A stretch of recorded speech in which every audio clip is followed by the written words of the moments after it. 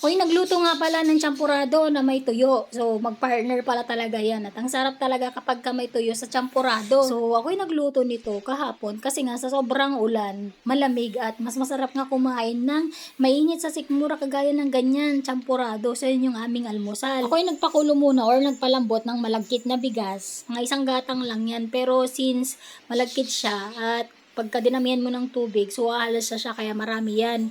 Nilagyan ko na rin pala siya ng cocoa powder kasi meron ako dito, so dapat ay gagamitin ko yung pang bake. Kaso hindi pa ako makapag-bake kaya yan, nilagay ko na muna siya sa champurado. Tapos naglagay na rin ako ng asukal habang niluluto ko yung malagkit, guys. Ayan o. So, nakakatakam na yan. Hindi ko masyado tinamisan yung champurado or hindi ko masyado nilagyan ng maraming asukal kasi nga titimplahan pa yan ng milk. So, sa state na yan, ready to serve na. So, naglagay pala ako dyan ng evap milk. Ayan o, dinamihan ko na. Tapos, hindi pa ako natapos dyan. So, naglagay pa rin pala ako ng powder milk. So, trip ko yan. Mas masarap kasi kapag ganyan. At first time ko maglagay ng tuyo, guys. Ayan. So, nakikita ko kasi sa mga post na mas masarap pala lagyan ng tuyo.